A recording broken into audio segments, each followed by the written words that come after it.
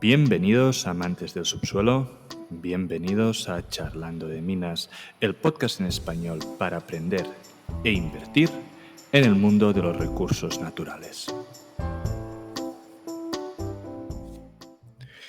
Hoy vamos a hablar de los fraudes de las empresas mineras y cómo estos han provocado cambios en las regulaciones para ayudar a los inversores. Hablaremos de las diferencias entre recursos y reservas y qué efecto tienen dichos conceptos a la hora de invertir. ¿Me acompañas? Todas las regulaciones actuales vienen dadas a partir de uno de los mayores fraudes en la historia de la minería, el fraude de la empresa Briggs Minerals. En 1995, la empresa Briggs Minerals empieza a publicitar que su depósito en Indonesia contenía unos 200 millones de onzas de oro, lo que equivalía aproximadamente al 8% de las reservas mundiales. Como os podéis imaginar, tras este anuncio, la empresa lo estaba haciendo espectacular en la bolsa, ya que muchos inversores estaban interesados en participar en el proyecto. Como hemos dicho en capítulos anteriores, la empresa se encontraba en las etapas iniciales de exploración y por lo tanto los resultados de estos drills tan buenos prometían un largo recorrido al alza y con esa mineralización aportada parecía que había poco peligro a la baja. Los resultados exploratorios fueron tan buenos que el jefe de geología de Briggs le concedieron el premio anual al Buscador de Oro en una conferencia en Canadá.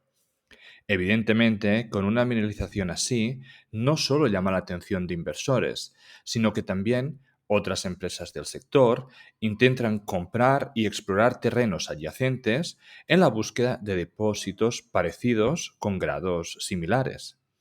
Freeport-McMoRan, gran empresa minera dedicada al oro y el cobre, perforó justo al lado del supuesto agujero de Briggs sin obtener ninguna mineralización, cosa que sorprendió, ya que un depósito del tamaño reportado debería generar mineralización, por pequeña que sea, en la zona que perforó Freeport. Al final, se descubrió que la empresa había adulterado la muestra antes de ser enviada al laboratorio con oro recogido mediante bateo en un río cercano. Debido a esto, en el 97 las acciones de la empresa pasaron a no valer nada, terminando así el mayor fraude de las empresas cotizadas en Canadá. Gracias, pero a este fraude, los órganos reguladores impusieron nuevos estándares para que los inversores tuvieran la confianza con las pequeñas empresas mineras. Por ejemplo, esto resultó en Canadá con el Instrumento Nacional 43101, que a día de hoy sigue siendo la guía y el estándar técnico para todas las empresas mineras cotizadas en Canadá. El NI 43101 es obligatorio para las empresas mineras en general, incluyendo todo tipo de metales, materias de energía sólidas o piedras preciosas.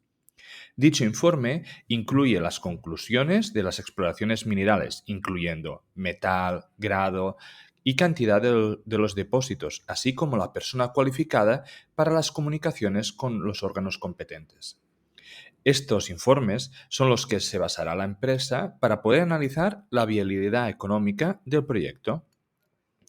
Estos instrumentos no solo han sido realizados en Canadá, sino que otros países han sacado instrumentos análogos. En Australia tienen el código JORC y en Sudamérica el SAMREC. Otros países, como Reino Unido o Hong Kong, aceptan pequeñas modificaciones de los informes de Canadá, Australia o Sudáfrica. Estos informes obligan a la empresa a definir y a diferenciar el tipo de reservas minerales, dependiendo de la confianza de la existencia del mineral y de su viabilidad de extracción de una forma económica. Entender estas definiciones y diferencias son claves para el inversor. Vamos a ir cronológicamente. Una empresa exploradora minera tiene una tesis sobre la mineralización de una propiedad en concreto y está decidida a aprobar dicha tesis. Nos encontramos en la etapa inicial de cualquier empresa minera, y las etapas iniciales empiezan por la exploración de la superficie del terreno, mirando a encontrar evidencias de la tesis inicial, que pueda sugerir que un depósito está escondido en el subsuelo. Una vez encontradas estas pequeñas evidencias en la superficie es cuando se empieza a perforar para obtener evidencias reales del depósito mineral. Ahora asumimos de que las perforaciones dan suficiente mineralización para que la compañía siga desarrollando el proyecto y perforando para realizar un mapa del depósito mineral. En esta etapa es normal que los grados y reservas encontradas durante estas perforaciones sean dispares, ya que cada perforación debe ayudar a elucidar la pureza, cantidad y localización y la forma del depósito, y por lo tanto los valores individuales aislados de la perforación, sean buenos o malos, no tienen por qué tener ningún valor, ya que es una imagen incompleta del depósito. Es en el conjunto lo que nos permitirá ver si el depósito es suficientemente grande y puro para ser económicamente viable.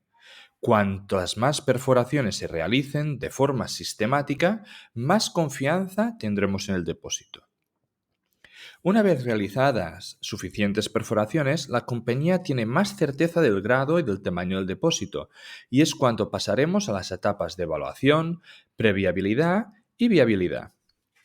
En estas etapas se incrementan las perforaciones, pero ya no para explorar, sino para definir y elucidar las reservas. La finalidad de los estudios de evaluación y viabilidad no son simplemente determinar las reservas del depósito, sino para determinar si la compañía puede hacer dinero con este depósito que han descubierto. Durante las etapas de exploración y viabilidad, la compañía anunciará al público los resultados de las perforaciones y en dichos resultados deben describirse la anchura, longitud y el grado de mineralización. Cuando tenga suficientes perforaciones, mediante software, serán capaces de generar un modelo 3D del depósito mineral. Antes de que estos resultados de recursos y reservas puedan ser públicas, deben ser revisadas y aprobadas por la persona cualificada de la empresa.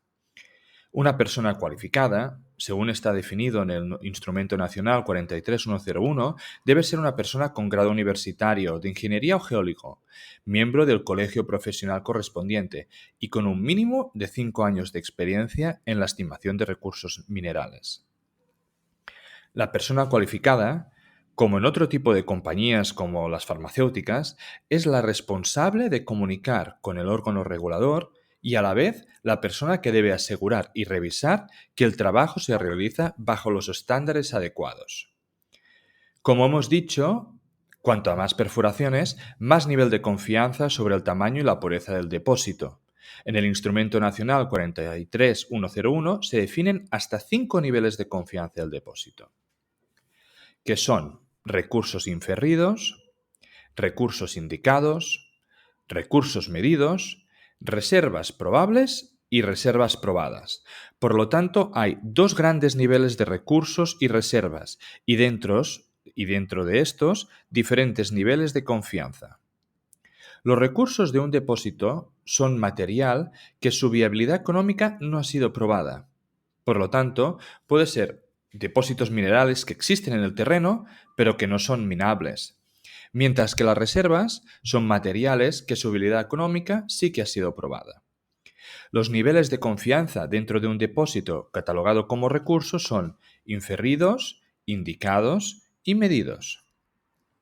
Los inferridos son definidos con el tonelaje, el grado y el contenido del mineral, que pueden ser estimado con un nivel de confianza bajo.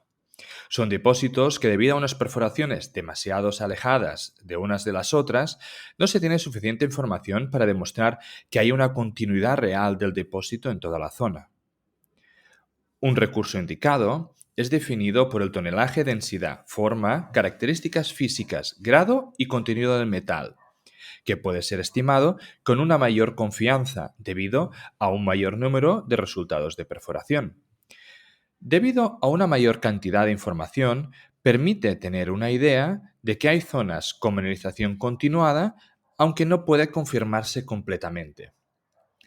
Un recurso medido es definido por el tonelaje, densidad, forma, características físicas, grado y el contenido mineral, que pueden ser estimados con un gran nivel de confianza. Normalmente es debido a que hay perforaciones cercanas, continuadas, que permiten asegurar una continuidad del recurso mineral bajo tierra. Cuando se consigue incrementar el nivel de confianza de un recurso, implica un incremento de conocimiento geológico del depósito y normalmente un aumento en la valoración del activo, por la que la compañía debe buscar tener un nivel de confianza elevado para pasar los recursos a reservas. Como hemos dicho antes, se considera reserva cuando un recurso se ha determinado que puede ser minado y que es económicamente viable minarlo. Así que las reservas son la porción de mineral económicamente minable de los recursos, y estas reservas son las que determinarán el valor final de la empresa. Las reservas probables son los recursos indicados que son económicamente minables. Por lo tanto, el nivel de confianza es el mismo que el indicado en la categoría de recursos indicados. Esta baja confianza provoca un mayor error en cuanto a pérdidas, y esto debe estar incluido en el informe para concluir si la extracción mineral es razonablemente justificable.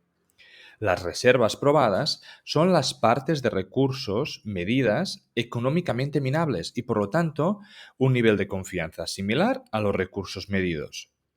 Un mayor nivel de confianza permite ajustar más las pérdidas del material al ser minado, y eso debe reflejarse en el informe para poder demostrar que la extracción mineral es justificable.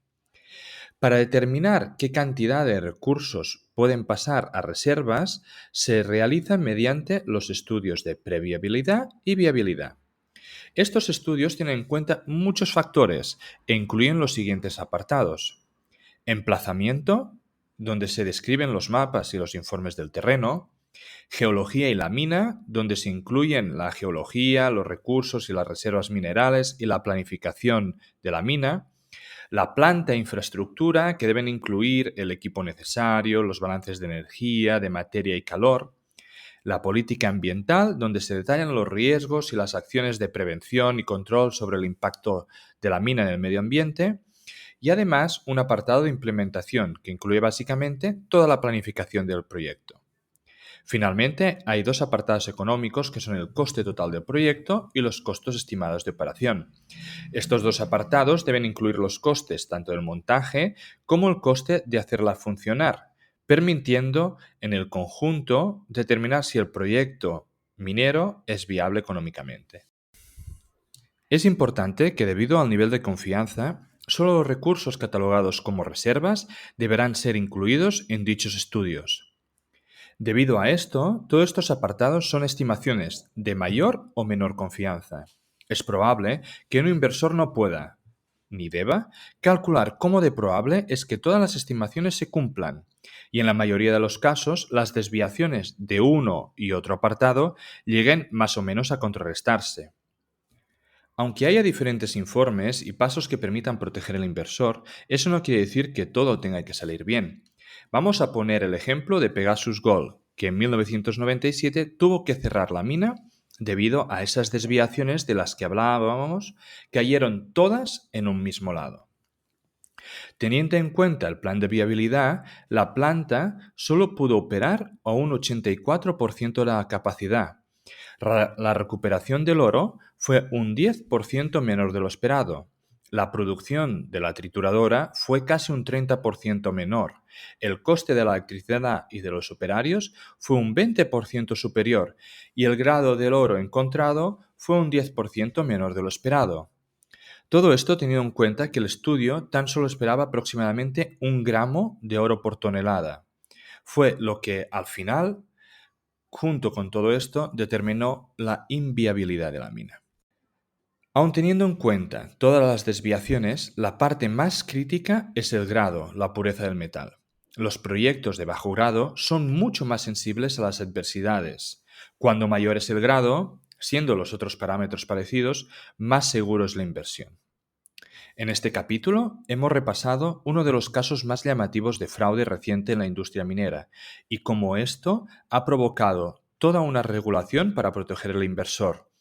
Hemos visto la diferencia entre recursos y reservas y los diferentes niveles de confianza entre ellos, conceptos necesarios para cualquier inversor en el sector. Este podcast no deja de ser un relato personal de mi camino para aprender en el mundo de la inversión de las materias primas. En este podcast vamos a intentar sacar contenido educativo, entrevistas con empresas y tesis de inversión para que juntos podamos aprender de este fascinante mundo del subsuelo. Si crees que el contenido vale la pena, por favor dale me gusta, suscríbete al canal y compártelo. Soy Amadeu Bonet, bienvenido a Charlando de Minas.